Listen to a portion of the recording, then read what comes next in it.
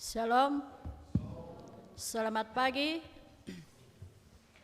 Kami menyambut dengan penuh sukacita bagi Bapak Ibu, saudara-saudara jemaat kekasih Tuhan yang boleh datang dalam ibadah saat ini, khususnya yang baru pertama kali hadir dalam persekutuan ibadah ini.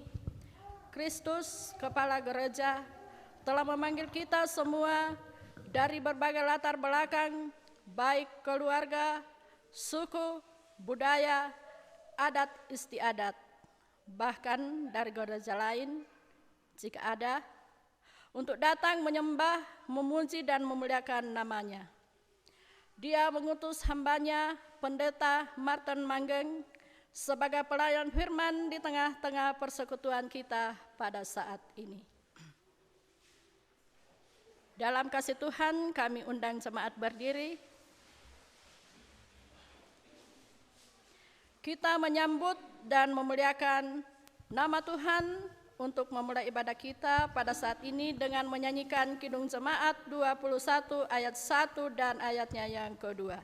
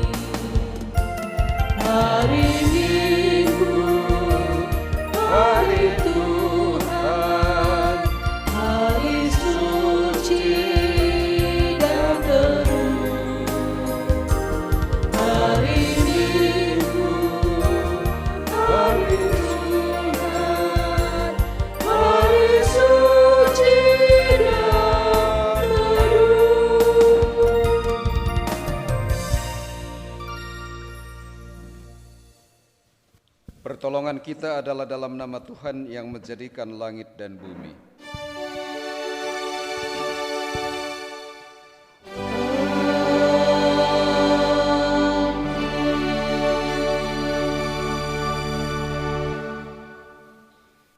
Salam kasih karunia dan damai sejahtera dari Allah Bapa kita dan dari Tuhan Yesus menyertai saudara sekalian. Silakan duduk kembali.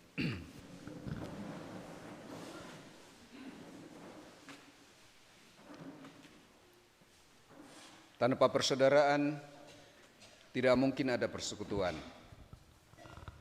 Dengan persaudaraan yang dilandasi oleh kasih Kristus, kita bisa melayani bersama dan terhubung satu sama lain hingga kini, di sini dan dimanapun kita berada.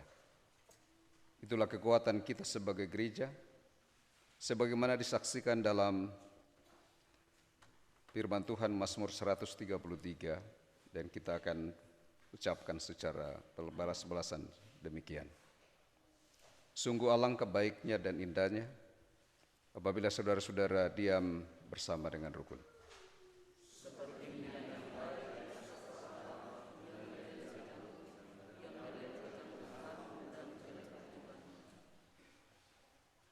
seperti embun gunung Hermon yang turun ke atas gunung-gunung Sion.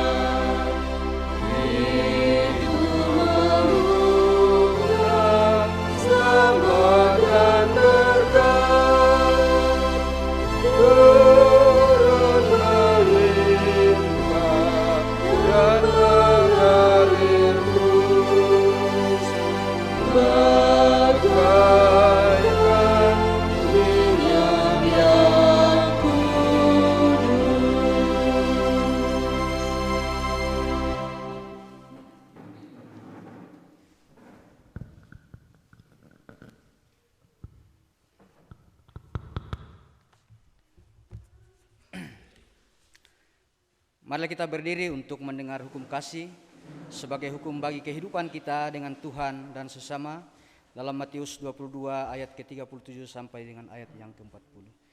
Jawab Yesus kepadanya, "Kasihilah Tuhan Allahmu dengan segenap hatimu dan dengan segenap jiwamu dan dengan segenap akal budimu. Itulah hukum yang terutama dan yang pertama. Dan hukum yang kedua yang sama dengan itu ialah, kasihilah sesamamu manusia seperti dirimu sendiri. Pada kedua hukum inilah tergantung seluruh hukum Taurat dan kitab para nabi." Menyanyi dari Mazmur 19 ayat yang ketiga.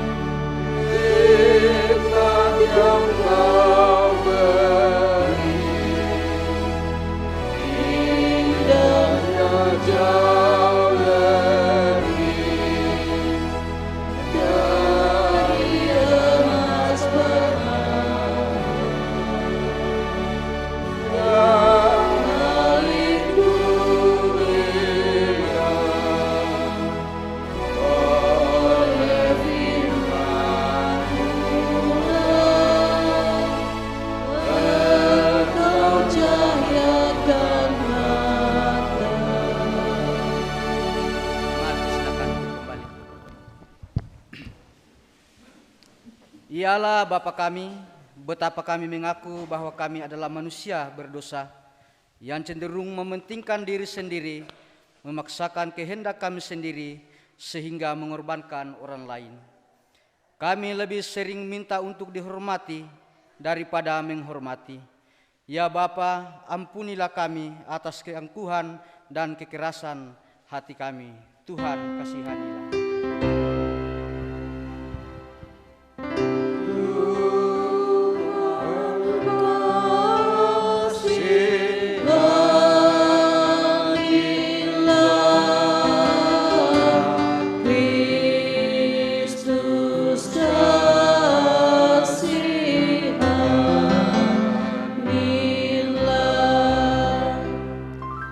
Kristus Tuhan kami, betapa kami mengaku bahwa kami adalah manusia berdosa yang cenderung mengabaikan panggilan-Mu untuk melayani sesama.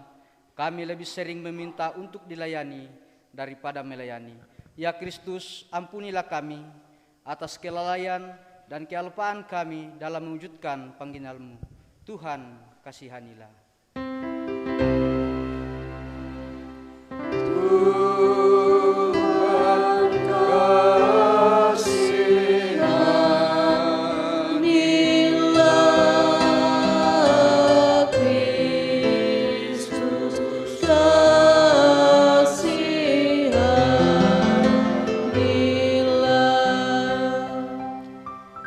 Ya Roh Kudus, betapa kami mengaku bahwa kami adalah manusia berdosa yang cenderung memecah belah gereja-Mu dengan mengikuti keogohan dan kepentingan kelompok sendiri. Ya Roh Kudus, ampunilah kami atas perlawanan terhadap misi kudus-Mu untuk mempersatukan segala orang kudus. Tuhan, kasihanilah.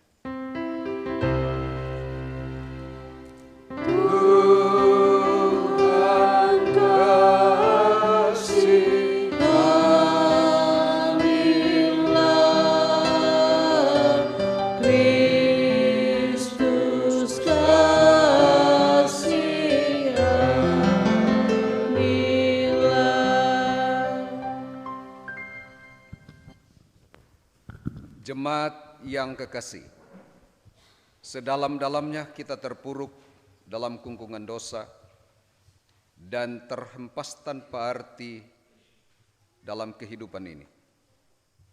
Namun Allah dalam Kristus Yesus tetap mengulurkan tangan kasih-Nya untuk menggapai kita. Sejauh-jauhnya kita lari dari hadapan Allah dan terbenam dalam lumpur dosa. Segala upaya tak kunjung membawa kita kepada jalan keselamatan.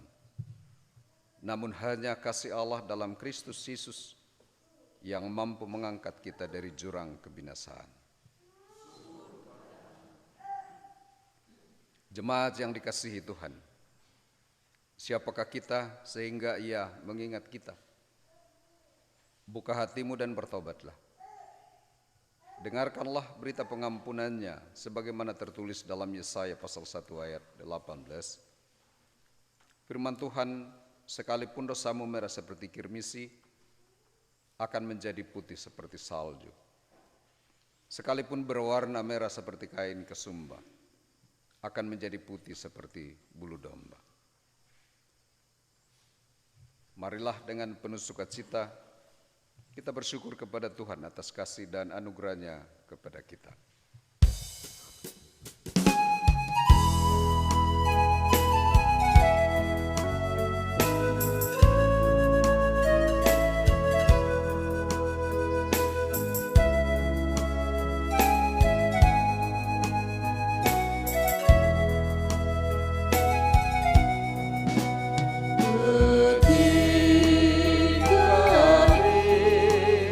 Saat ku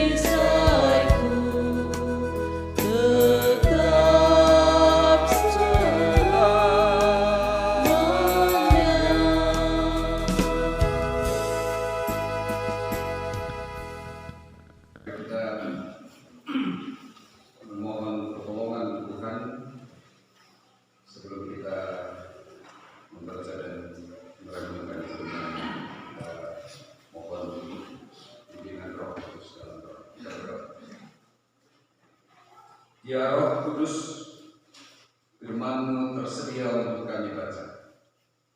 Kami sadar kami manusia penuh dengan dosa dan keterbatasan. Karena itu kami mengundang kehadiran-Mu ya Roh Kudus. Penuhilah kami, baik hamba yang akan membacakan dan memberitakan firman-Mu maupun jemaat Tuhan, sehingga firman-Mu ini dapat kami baca dengan baik, dapat diceritakan dengan benar, dan kami semua boleh memahami serta melakukannya dalam seluruh kehidupan kami. Bersabdalah kepada kami ya Roh Kudus, karena kami siap mendengarkan sabda. Amin.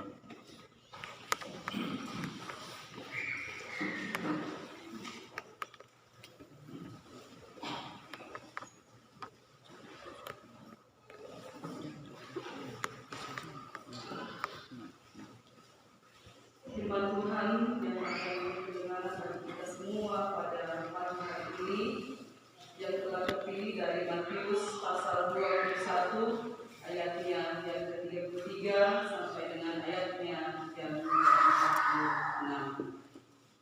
Perumpamaan tentang penggarap kebun anggur. Dengarkanlah suatu perumpamaan yang lain. Adalah seorang tuan tanah membuka kebun anggur dan menanam pagar di sekelilingnya. Dia menggali lubang tempat memeras anggur dan mendirikan menara jaga di dalam kebun itu. Kemudian dia menyewakan kebun itu kepada penggarap lalu berangkat ke negeri lain. Ketika hampir tiba musim petik, ia menyuruh hamba-hambanya kepada penggarap itu untuk menerima hasil yang menjadi bagiannya. Tetapi penggarap itu menangkap hamba-hambanya itu.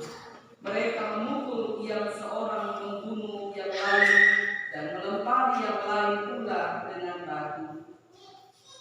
Kemudian Tuhan itu menyuruh pula hamba-hamba yang lain lebih banyak daripada yang semula. Tetapi mereka pun diperlakukan sama seperti kawan-kawan mereka. Akhirnya ia menyuruh anaknya kepada mereka, katanya, "Anakku akan mereka segani." Tetapi ketika penggarap-penggarap itu melihat anaknya itu, mereka berkata seorang kepada yang lain, "Ia adalah ahli waris, mari kita bunuh dia supaya warisannya menjadi milik kita." Mereka menangkapnya dan melemparkannya keluar kebun anggur itu, lalu membunuhnya. Maka apabila tuan kebun anggur itu datang, apakah yang akan dilakukannya dengan penggarap-penggarap itu? Kata mereka kepadanya, "Ia akan membinasakan orang-orang jahat itu, dan kebun anggurnya akan disewakannya kepada penggarap-penggarap lain yang akan menyerahkan hasilnya kepadanya pada waktunya." Kata Yesus kepada mereka, "Belum pernahkah kamu membaca dalam kitab suci, batu yang dibuang oleh tukang-tukang bangunan telah menjadi batu penjuru? Hal itu terjadi dari pihak Tuhan, suatu perbuatan ajaib di mata kita. Sebab itu aku berkata kepadamu bahwa kerajaan Allah akan diambil daripadamu dan akan diberikan kepada suatu bangsa yang akan menghasilkan buah kerajaan itu. Dan barang siapa jatuh ke atas batu itu, ia akan hancur, dan barang siapa ditimpa batu itu, ia akan remuk." Ketika imam-imam kepala dan orang-orang Farisi mendengar perumpamaan-perumpamaan Yesus, mereka mengerti bahwa merekalah yang dimaksudkannya, dan mereka berusaha untuk menangkap dia, tetapi mereka takut kepada orang banyak, karena orang banyak itu menganggap dia nabi. Demikianlah pembacaan firman Tuhan. Berbahagialah orang yang merenungkan kepada Tuhan siang ataupun malam. Haleluya. Haleluya.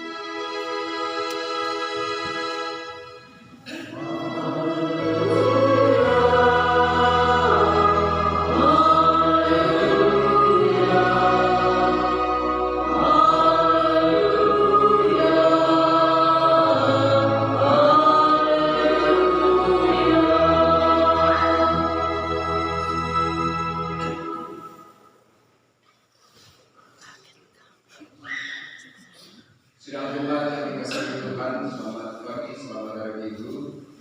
Kita boleh bertemu kembali di sini. Kita boleh datang beribadah berbakti kepada Tuhan hanya karena perkenanan dari Tuhan sendiri.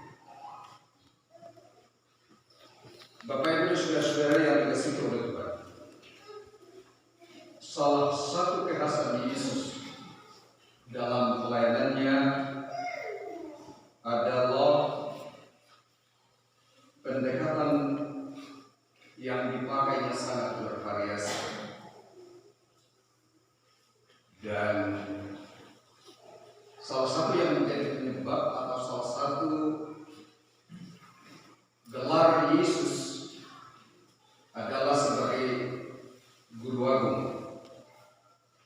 dan keagungan Yesus sebagai guru tentunya berbeda dengan guru besar atau profesor, jauh lebih daripada profesor manapun juga. Karena dia pertama, dia memakai metode mengajar yang sangat beragam dan selalu tepat pada audiens atau pendengar. Yang kedua, keagungan Yesus sebagai pengajar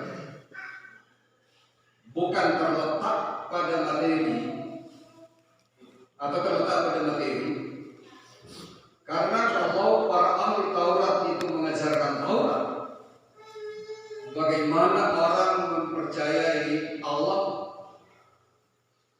tetapi Yesus adalah materi pengajaran itu sendiri. Media yang dia pakai bukan hewan sebagai kurban, tetapi dirinya sendiri adalah kurban itu.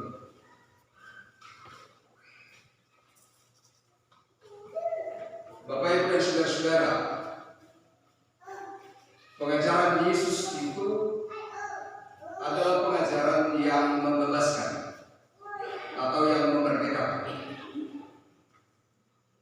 Hampir pasti bahwa seorang filsafat pendidikan dari Amerika Latin, tepatnya dari Brasilia, Paulo Freire, yang terkenal dengan pendidikan yang membebaskan, hampir pasti terinspirasi oleh apa yang dilakukan Yesus dalam proses belajar dan mengajar bersama murid-murid. Ia selalu mengajar dengan menghadapkan audiensnya atau muridnya dengan masalah yang dihadapi oleh audiens itu. Dan karena itu pola pendidikan Paulo Freire juga dikenal dengan pendidikan yang bermasalah. Seorang guru tidak datang dengan sejumlah teori yang diberikan kepada naradidik, tetapi dia mengajak naradidik untuk mengetahui masalah apa yang dihadapi, dan dia mengajak naradidik itu untuk memecahkan masalah secara bersama dalam kehidupan. Hanya dengan cara seperti itu, menurut Freire, bahwa orang yang tertindas itu akan dimerdekakan. Dan karena itu pendidikan bukan dalam rangka menindas, tetapi untuk membebaskan orang dari ketertindasan. Bagi Freire, pendidikan yang membebaskan itu dihadapkan pada dua belah pihak, yaitu kaum penindas dan kaum tertindas. Orang penindas tidak akan sadar bahwa dia menindas kalau dia tidak sadar bahwa sesungguhnya kehidupannya itu menindas, dan orang yang tertindas tidak akan pernah merasa terbebaskan kalau dia tidak sadar bahwa dia sendiri tertindas. Dan Freire mengatakan bahwa proses ini adalah proses panjang. Kelihatannya bahwa salah satu yang menginspirasi Menteri Pendidikan merumuskan pendidikan kurikulum merdeka, pasti saja dia kenal teori pendidikan yang bermasalah di Paulo Freire, atau The Schooling Society-nya Ivanile. Kedua tokoh ini adalah ahli filsafat pendidikan didirikan dan kedua-duanya pernah menjadi konsultan Dewan Gereja sedunia. Bapak Ibu dan saudara-saudara yang dikasihi oleh Tuhan, Yesus mengajar pada muridnya itu benar-benar mau membebaskan para murid atau orang-orang yang mendengar itu dari situasinya pada saat itu. Dan perumpamaan tentang kebun anggur menjadi bacaan kita pada saat ini, yang oleh Badan Pekerja Sinode menetapkannya sebagai bahan seragam bagi seluruh gereja pada masa. Tema yang dibuat oleh BPMS itu saya ubah sedikit. Tema yang dibuat BPMS setiap tahun dan jujur melaksanakan tugas yang telah dipercayakan bagi kita. Saya mengubahnya sedikit menjadi kesetiaan dan kejujuran dalam melaksanakan tugas dari Tuhan. Bapak, Ibu, dan saudara-saudara yang dikasihi Tuhan, bacaan ini merupakan pengajaran Yesus yang disampaikan dalam bentuk perumpamaan. Disampaikan dalam bentuk perumpamaan yang kelihatannya itu bukan barang baru bagi orang Yahudi pada saat itu. Karena ternyata apa yang disampaikan oleh Yesus pada saat ini sudah disampaikan oleh Nabi Yesaya dalam Yesaya pasalnya yang kelima. Dia membicarakan tentang kebun anggur dalam Yesaya pasal yang kelima itu, yang diberi tema atau judul oleh Lembaga Alkitab Indonesia dengan kebun anggur. Perumpamaan ini bagaikan drama yang disampaikan dalam dua babak. Coba kita perhatikan bacaan ini, bagaikan drama dalam dua babak. Babak pertama itu mengisahkan satu orang tuan tanah yang mempunyai kebun anggur. Dia kemudian memagari, lalu membuat tempat pengirikan anggur, tempat pengolahan anggur, tempat menara pun juga didirikan di tengah-tengah untuk proses. Dia lalu pergi ke negeri lain, ke luar negeri, lalu memberikan kebun anggurnya itu untuk digarap oleh orang lain. Kira-kira yakin demi pendokta sama dengan pemakesan. Dikerjakan oleh sekelompok orang, dan pada saat diperkirakan bahwa musim panen sudah tiba, tuan tanah itu, orang kaya itu, menyuruh hamba-hambanya untuk pergi menerima, mewakili menerima apa yang menjadi. Tetapi apa yang terjadi? Para hamba itu dianiaya, bahkan dibunuh. Sampai 2 kali Tuhan itu mengirim hambanya. Yang terakhir, Tuhan itu berpikir, tentunya mereka itu akan takut kalau tanah yang musuh. Tapi justru dipakai oleh para penggarap itu sebagai kesempatan yang lebih parah lagi. Kalau tadi tidak hanya tidak mau menyerahkan hasilnya, sekarang mulai berpikir kalau anaknya kita bunuh berarti kita akan mengambil lahan itu karena ahli waris kita. Dan itu dilakukan. Ini babak pertama selesai. Lalu masuk ke babak kedua di pelataran Bait Allah. Ternyata diskusi antara Yesus dan imam-imam dan para anggota itu terjadi di pelataran Bait Allah. Yesus kemudian mengajukan pertanyaan kepada mereka, apa yang harus dilakukan oleh tuan atau orang kaya itu? Sebagaimana pada umumnya perumpamaan itu, pada umumnya Yesus tidak memberi kesimpulan langsung. Ciri khas perumpamaan di awal, sesudah perumpamaannya Yesus mengajukan pertanyaan bagaimana pandangannya tentang orang itu. Sama seperti mengajar orang banyak tentang dengan memakai perumpamaan orang Samaria yang baik. Sesudah bercerita tentang orang Samaria yang dianiaya atau yang dianiaya itu, atau orang Samaria yang menolong orang yang dianiaya itu, dia bertanya kepada murid atau kepada orang lain, menurut kamu siapa sesama orang yang dianiaya? Dan orang banyak langsung menjawab, ya orang Samaria lah.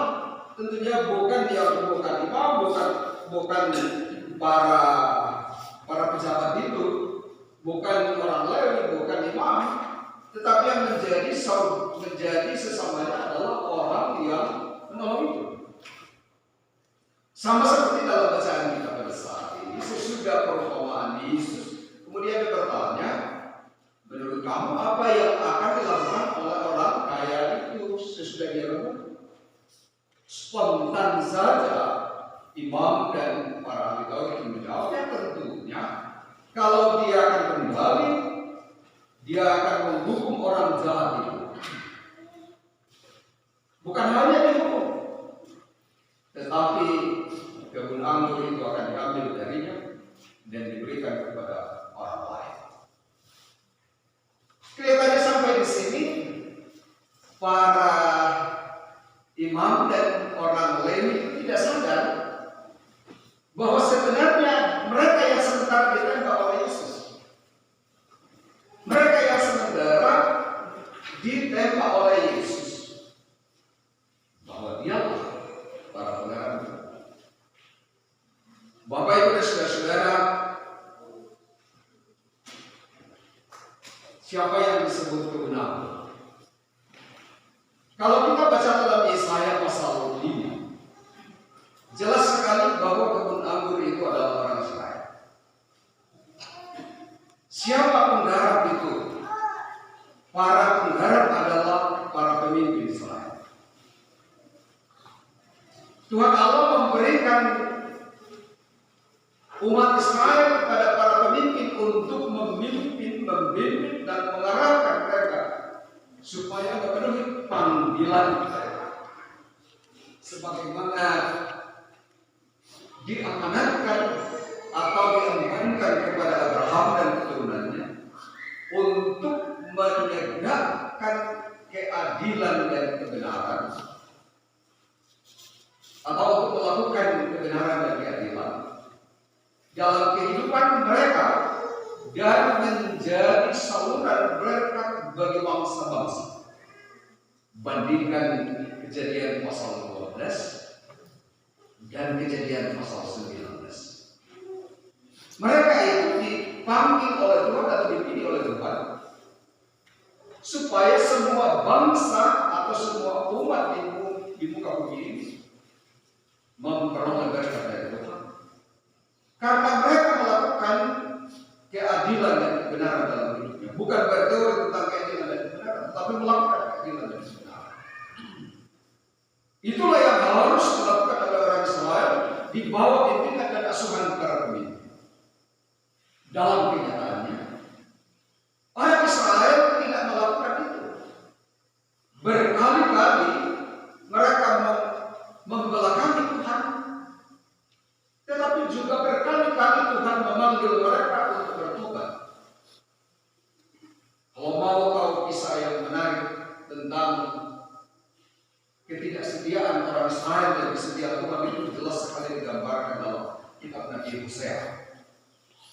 Hosea menikah dengan seorang pelacur, lalu dia mengambil dari pelacuran, lalu dia pergi pelacur kembali, dia mengambil lagi dan pergi lagi. Itu gambaran kesetiaan Tuhan dan kesetiaan Israel. Nah, pada saat mereka membelakangi Tuhan, maka Tuhan mengutus hamba-hambanya. Siapa hamba-hamba Tuhan itu? Para nabi. Kita tahu bahwa para nabi yang diutus oleh Tuhan untuk mengingatkan ketidaksetiaan orang Israel di bawah para pemimpin itu mengalami masa sulit. Bahkan para nabi ditolak dan ada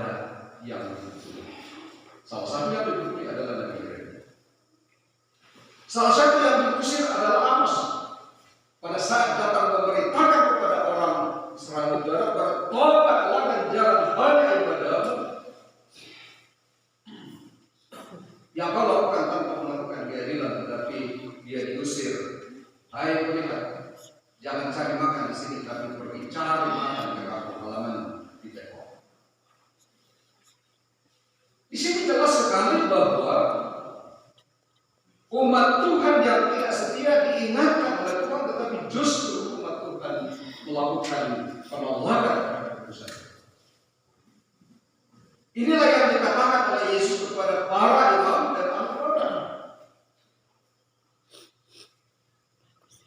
Dan Yesus sebenarnya mau mengatakan bahwa Aku inilah yang kalian tolak dan aniaya. Dia membaca Mazmur 118 ayat 22 tentang batu penjuru. Batu penjuru itu menunjuk kepada Yesus sebagai yang dianiaya, yang dibuang oleh para putra, yang dibuang oleh para ahli, yang dibuang oleh para imam. Tetapi kemudian itu menjadi batu penjuru. Batu yang dibuang justru menjadi batu penjuru. Bapak Ibu dan saudara-saudara yang dikasihi oleh Tuhan, bacaan ini menjadi kritik pedas terhadap para imam dan para ahli, sekaligus menjadi kritik kepada kami hamba-hamba Tuhan, pendeta, penatua dan diaken, supaya dalam kehidupan tugas tanggung jawab kami sebagai hamba Tuhan haruslah selalu setia, haruslah selalu jujur dalam mengemban tugas tanggung jawab yang diberikan oleh Tuhan.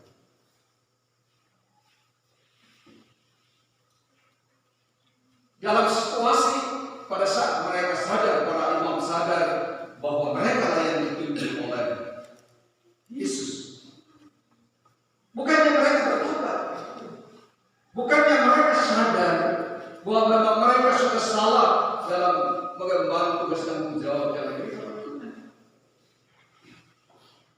Bagian terakhir bacaan kita mengatakan bahwa sebenarnya mereka memandangkan Yesus pada saat itu, tetapi mereka bertimbang, ya kalau ditangkap tendena pasti nak royok rakyat.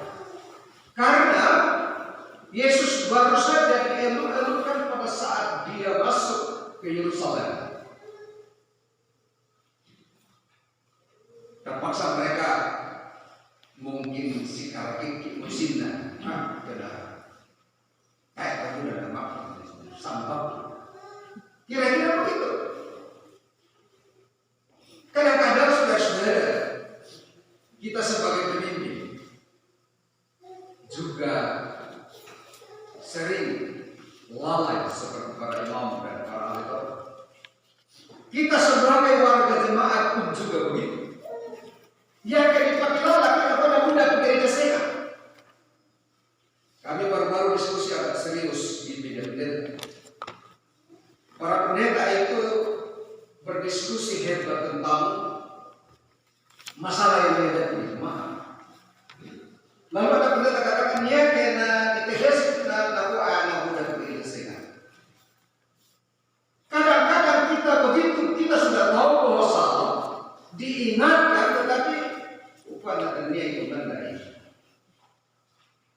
Di siapa sih ada di sana pemasangan di telinga kita. Kita memang kadang-kadang senang kalau surga telinga, ABS agar asal Bapak senang. Dan ini juga yang terjadi di bangsa kita, di daerah kita. Apa yang terjadi dalam pemerintahan, kadang-kadang para bawahan itu maunya begitu saja, yang penting penggawa anak murid pegawai di Malako. Padahal itu kita tahu bahwa itu kesalahan. Firman Allah itu tidak pernah sungkan-sungkan untuk mengatakan itu salah atas kesalahan. Dan siapapun akan disikat kalau itu salah. Memang firman Allah ini bagaikan pedang bermata dua. Di satu sisi kadang-kadang sangat lembut, tetapi pada sisi yang lain menjadi sangat tajam. Kebetulan bacaan pada pagi hari berada pada sisi yang sangat tajam, menyoroti kehidupan kita. Kejujuran itu menjadi prasyarat mutlak bagi seorang pemimpin, bagi seorang umat Tuhan. Dan kesetiaan adalah sesuatu yang menjadi tuntutan mutlak bagi siapapun menjadi pengikut Kristus. Kita bersyukur karena firman ini masih mengingatkan kita supaya kita selalu setia kepada Tuhan dalam mengemban tugas tanggung jawab yang dipercayakan kepada kita. Tuhan memberkati dan Tuhan menolong kita. Amin.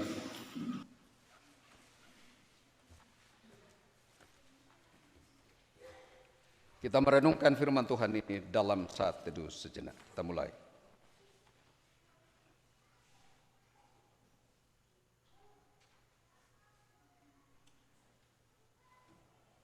Saat teduh selesai.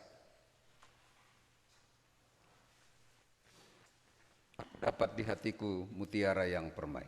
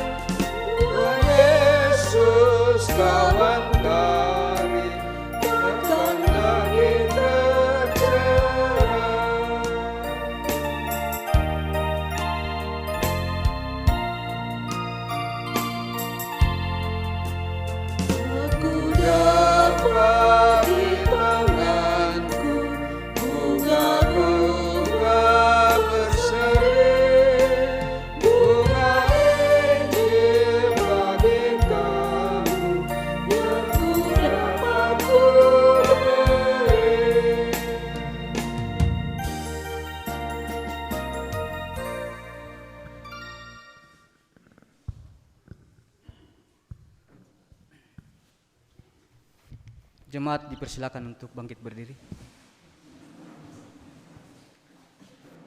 Dalam persekutuan dengan orang-orang percaya di segala tempat dan di sepanjang zaman, bersama-sama kita mengikrarkan pengakuan iman kita secara responsorial. Apakah kita percaya kepada Allah Bapa yang Maha Kuasa, Khalid langit dan bumi? Aku percaya.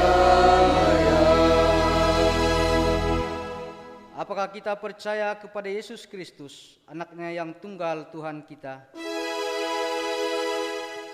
Aku percaya. Yang dikandung daripada Roh Kudus, lahir dari anak darah Maria. Aku percaya. Yang menderita di bawah pemerintahan Pontius Pilatus, disalibkan, mati dan dikuburkan, turun ke dalam kerjaan maut. Aku percaya. Pada hari yang ketiga bangkit pula dari antara orang mati, naik ke surga, duduk di sebelah kanan Allah, Bapa yang Maha Kuasa. Aku percaya. Dan akan datang dari sana untuk menghakimi orang yang hidup dan yang mati. Aku percaya. Apakah kita percaya kepada Roh Kudus? Aku percaya. Gereja yang kudus dan am, persekutuan orang kudus, pengampunan dosa, kebangkitan daging, dan hidup yang kekal. Aku percaya.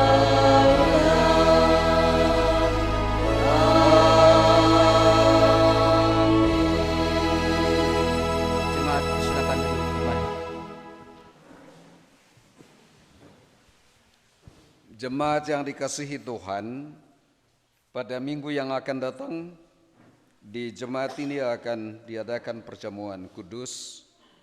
Karena itu, marilah kita mempersiapkan diri kita masing-masing sehingga kita boleh menjawab dan merespon panggilan Tuhan untuk satu meja dalam perjamuan kudus pada minggu yang akan datang.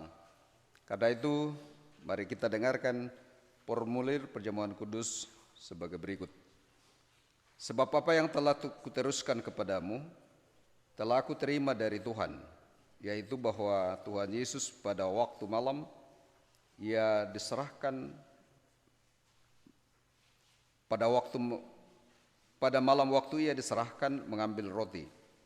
Dan sesudah itu Ia mengucap syukur atasnya, Ia memecah-mecahkannya dan berkata, inilah tubuhku yang diserahkan bagi kamu, perbuatlah ini menjadi peringatan akan aku. Demikianlah juga Ia mengambil cawan. Sesudah makan, lalu Ia berkata, cawan ini adalah perjanjian baru yang dimeteraikan oleh darahku. Perbuatlah ini setiap kali kamu meminumnya menjadi peringatan akan aku. Sebab setiap kali kamu makan roti ini dan minum cawan ini, kamu memberitakan kematian Tuhan sampai Ia datang. Jadi, barang siapa dengan cara yang tidak layak makan roti dan minum cawan Tuhan, ia berdosa terhadap tubuh dan darah Tuhan. Karena itu, hendaklah tiap-tiap orang menguji dirinya sendiri, dan baru sesudah itu ia makan roti dan minum dari cawan Tuhan. Mari kita berdoa. Syafaat, kita berdoa. Ya Tuhan yang Maha Kuasa Allah kami datang menaikkan ucapan syukur kami kepadamu ya Tuhan, di mana Tuhan memberi kesempatan bagi kami untuk datang beribadah berbakti kepadamu pada saat ini. Terima kasih kami boleh membaca, mendengarkan firman-Mu. Kami telah memuji-muji, memuliakan Engkau melalui puji-pujian, baik secara bersama maupun melalui kelompok vokal group. Kami percaya bahwa Tuhanlah yang berkehendak dalam hidup kami. Kiranya firman-Mu yang kami telah dengarkan ini kami boleh lakukan dalam hidup kami, sehingga kami selalu setia dan jujur dalam mengemban tugas tanggung jawab yang Tuhan percayakan bagi kami masing-masing, baik sebagai pejabat-pejabat dan pemimpin gereja maupun sebagai warga jemaat. Dalam kehidupan kami, selalu kami menjunjung tinggi kesetiaan kepadamu dan kejujuran kepadamu dalam kehidupan kami. Allah Bapa dalam surga, kami berdoa kepadamu untuk jemaat Tuhan di tempat ini. Tuhan memberkati hamba-hamba Tuhan, para menatua, diaken dan pendeta yang Tuhan tempatkan untuk melayani di jemaat ini. Tuhan kiranya memimpin dan menyertai hamba-hamba Tuhan, memberi kekuatan, kesehatan, memberkati dalam usaha dan pekerjaan masing-masing, dan dalam keluarga. Tuhan kiranya memimpin. Kami juga berdoa untuk para pelayan di kelompok kategorial. Kiranya Tuhan terus membimbing dan memberkati hamba-hamba Tuhan. Kami semua yang hadir sebagai warga jemaat, sebagai orang tua dari anak-anak, Tuhan berkati kami, sehingga kami menjadi orang tua yang benar-benar menjadi teladan. Tidak hanya memikirkan kebutuhan jasmani anak-anak, tetapi juga kebutuhan rohani. Berkati kami sebagai suami dan istri, sehingga tugas dan fungsi kami tidak tergantikan oleh fungsi dan tugas-tugas yang lain. Berkati kami sebagai anak-anak, sebagai pemuda-pemudi gereja. Kiranya Tuhan menuntun sehingga dalam kehidupan masa muda terus mengabdikan diri kepada Tuhan, sambil terus berkarya di tengah-tengah dunia ini untuk memuliakan Engkau. Anak-anak yang masih sementara menuntut ilmu, tuntun mereka sehingga mereka boleh belajar dengan baik. Mereka mempergunakan kesempatan dan waktu ini untuk belajar dari segala kesempatan dan media yang tersedia untuk menunjang mereka dalam mengumpulkan pengetahuan dan keterampilan sebanyak-banyaknya. Allah Bapa dalam surga, kami berdoa untuk anak-anak yang masih sementara dalam pertumbuhan. Kiranya Tuhan menolong dan memberkati mereka sehingga menjadi anak yang sehat jasmani rohani, anak yang selalu taat pada Tuhan dan selalu menghormati orang tua. Allah Bapa dalam surga, kami berdoa secara khusus bagi warga jemaat yang berulang tahun pada minggu-minggu yang lalu ini. Kiranya Tuhan menyempurnakan sukacita mereka, sehingga mereka juga selalu memuliakan Engkau dalam hidupnya. Secara khusus kami berdoa bagi anak kekasih Laita yang berulang tahun yang ke-12 pada tanggal 7 Oktober. Tuhan kiranya sempurnakan sukacita anak kekasih Tuhan ini, sehingga selalu mendekatkan diri kepadamu. Di masa-masa remaja, kiranya anak kekasih ini boleh menjadi anak yang bertumbuh secara seimbang, jasmani rohani, dan selalu taat pada Tuhan. Kami berdoa untuk saudara-saudara kami yang sedang bergumul, baik karena sakit, yang dirawat di rumah sakit, maupun mereka yang sementara dalam proses pemulihan. Tuhan kiranya mendampingi mereka terus-menerus, karuniakan yang terbaik bagi mereka, sehingga kami selalu memuliakan Engkau dalam kehidupan kami. Allah Bapa dalam surga, kami berdoa untuk seluruh pekerjaan sidang jemaat. Tuhan berkati berbagai usaha, baik di sawah, di kebun, usaha ternak, pekerjaan di kantor, semuanya kami serahkan ke dalam tangan Tuhan. Kiranya berkenan karena Allah dan menjadi sumber bagi kami untuk mengurusi dan memenuhi kebutuhan kami dalam keluarga, tapi juga untuk memuliakan Engkau ya Tuhan. Allah Bapa dalam surga, kami berdoa untuk bangsa dan negara ini. Secara khusus kami berdoa untuk pesta demokrasi yang sedang bergulir prosesnya, kiranya boleh berjalan dengan baik. Pada tahun depan kami boleh melaksanakan pesta demokrasi itu dengan sebaik-baiknya. Kami berdoa untuk para kontestasi, baik partai politik maupun pribadi-pribadi yang terlibat dalam upaya mendapatkan posisi baik pada tingkat daerah maupun di tingkat pusat. Kiranya Tuhan menolong mereka mendidik masyarakat dengan baik dan benar, tidak melakukan hal-hal yang bertentangan dengan hukum, terutama bertentangan dengan kehendak Tuhan, sehingga bangsa kami menjadi bangsa yang makin maju, makin baik, dan para pengelola bangsa ini mengelolanya dengan seturut dengan kehendak Tuhan dan takut kepada Tuhan, bukan untuk kepentingan sendiri, tetapi terutama untuk kesejahteraan masyarakat secara menyeluruh. Allah Bapa dalam surga, kami berdoa untuk gereja Tuhan, gereja Torjemasa, dalam tugas-tugas tanggung jawab yang Tuhan embankan. Para hamba-hamba Tuhan, baik yang bertugas di jemaat, di klasis maupun di sinode, kiranya Tuhan perlengkapi sehingga mengurus pekerjaan ini dengan sebaik-baiknya. Biarlah gereja Tuhan menjadi alat yang baik, mengemban tanggung jawab, menegakkan keadilan dan kebenaran di tengah-tengah dunia ini. Secara khusus kami bersyukur karena pada bulan Oktober ini kami akan memperingati 110 tahun Injil diberitakan di daerah kami. Kiranya Tuhan terus menyadarkan kami bahwa kami menjadi percaya kepadamu karena Injil yang diberitakan oleh saudara-saudara kami, dan kami juga terus mengambil bagian dalam pemberitaan Injil ke tengah-tengah dunia di mana Tuhan tempatkan kami. Allah Bapa dalam surga, seminggu ke depan kami akan tersebar dalam tugas dan tanggung jawab kami. Kami mohon Tuhan mendampingi dan menolong kami, sehingga seluruh tugas pekerjaan kami kerjakan dengan sebaik-baiknya, dan tugas-tugas kesaksian kami di tengah-tengah jemaat melalui kebaktian-kebaktian keluarga boleh dilaksanakan dengan baik. Terima kasih Tuhan Yesus. Ini doa kami angkat kepadamu melalui pengorbanan Tuhan kami Yesus Kristus. Ajarlah kami berdoa bersama-sama demikian. Bapa kami yang di sorga, dikuduskanlah namamu, datanglah kerajaanmu, jadilah kehendak-Mu di bumi seperti di sorga. Berikanlah kami pada hari ini makanan kami yang secukupnya, dan ampunilah kami akan kesalahan kami, seperti kami juga mengampuni orang yang bersalah kepada kami. Dan janganlah membawa kami ke dalam pencobaan, tapi lepaskanlah kami daripada yang jahat. Karena Engkau yang punya kerajaan dan kuasa dan kemuliaan sampai selama-lamanya. Amin.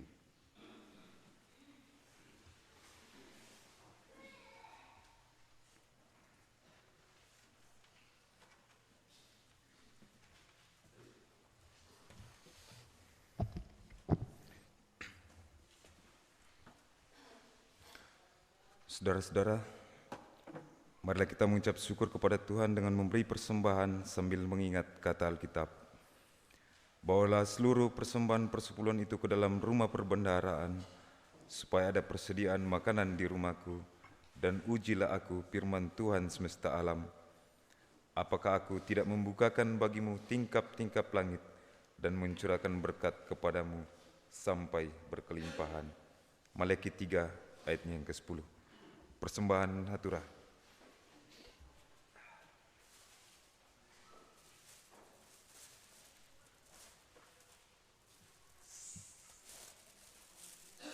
Sawi putih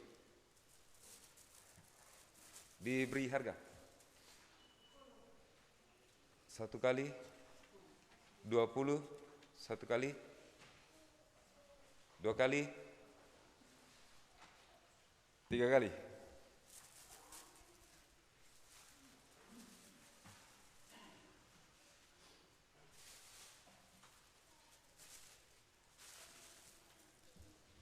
Beri harga 100, 2 kali, 3 kali.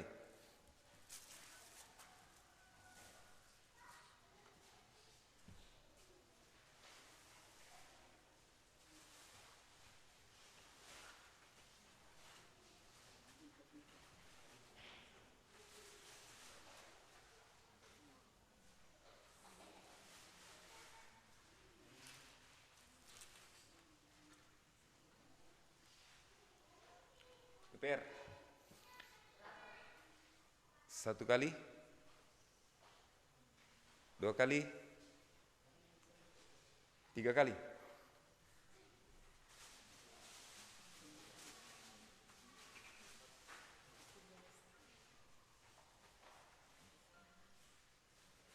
Untuk hari raya gerejawi diberi harga 50, 1 kali, 2 kali, 3 kali.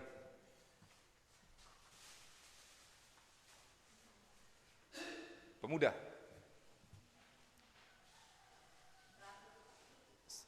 100, 2 kali, 3 kali.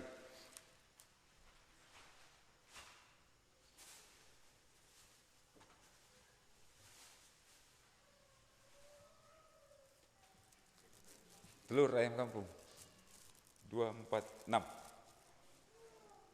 diberi harga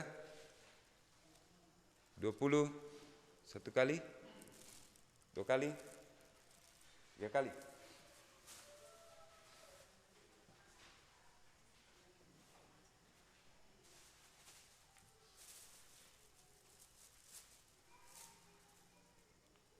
Untuk PPR tomat jumbo diberi harga 20, 1 kali, 2 kali, 30, 2 kali, 3 kali. Disampaikan, terima kasih. Ternyata masih ada 1. Diberi harga 20, 1 kali, 2 kali, 3 kali.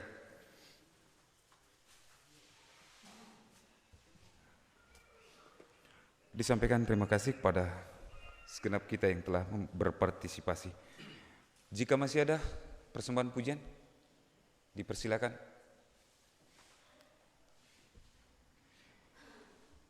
Sementara persembahan dikumpulkan, kita memuji Tuhan dengan menyanyikan Kidung Jemaat 367.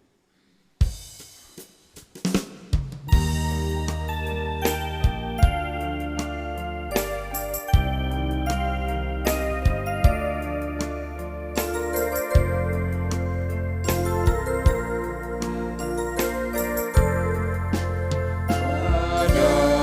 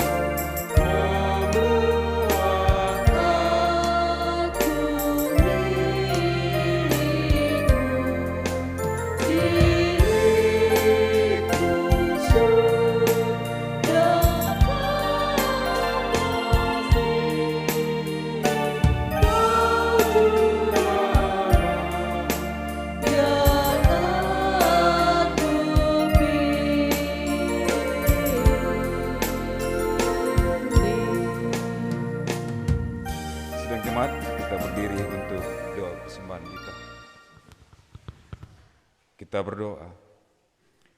Ya Tuhan, inilah persembahan hidup dan syukur umat-Mu yang telah Engkau selamatkan. Kuduskan dan terimalah ya Tuhan, dan berilah kami hikmat-Mu untuk sungguh-sungguh menyalurkannya dalam pelayanan kasih dan kerajaan-Mu.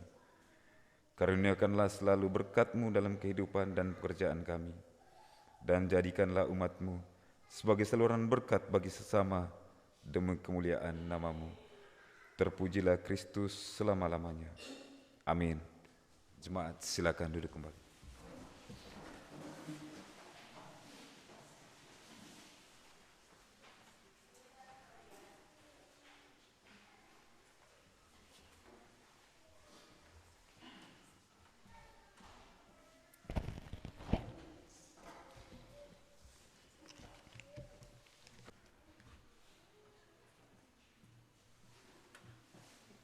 Ketika telinga mendengar, biarlah sabda Kristus bergema di seluruh sanubari kita.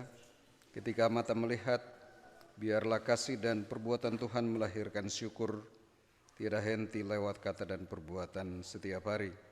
Ketika kaki melangkah, sabda Kristuslah yang menjadi penuntun dan pedoman dalam kehidupan kita. Ingatlah pesan firman Tuhan yang telah kita dengarkan pada saat ini. Kita menjadi orang yang selalu setia dalam mengemban tanggung jawab yang Tuhan percayakan bagi kita masing-masing, baik sebagai pemimpin jemaat maupun sebagai warga jemaat. Untuk itu saya jemput sidang jemaat bangkit berdiri.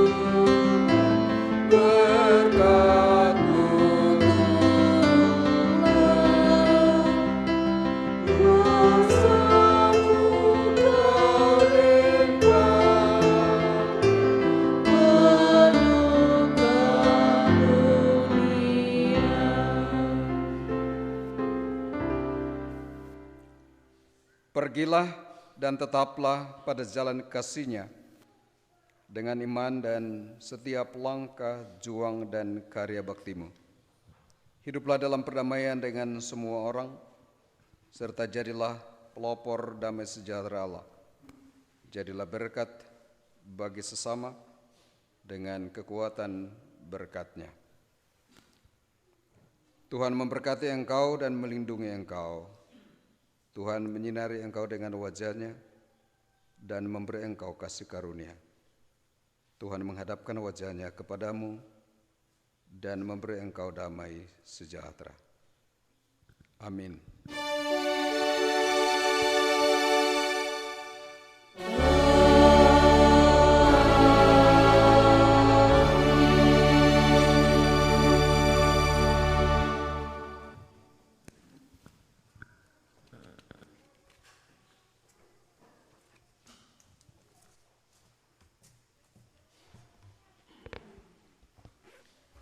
Ucapan terima kasih mewakili majelis dan anggota jemaat disampaikan kepada hamba Tuhan Bapak Pendeta Martin Manggeng yang telah melayani di dalam ibadah ini. Kiranya Tuhan selalu memberkati di dalam tugas dan pelayanan, memberkati bersama keluarga. Juga jemaat mengucapkan terima kasih kepada seluruh sidang jemaat yang boleh beribadah pada hari ini dan boleh mendukung ibadah ini, boleh berjalan seturut dengan kehendak Tuhan. Tuhan kiranya selalu memberkati kita di dalam aktivitas dan kehidupan kita sehari-hari. Mengakhiri ibadah kita, kembali kita memuji dan memuliakan Tuhan dengan melakukan Kidung Jemaat 345 ayat 3 dan 5, sertai kami Tuhan.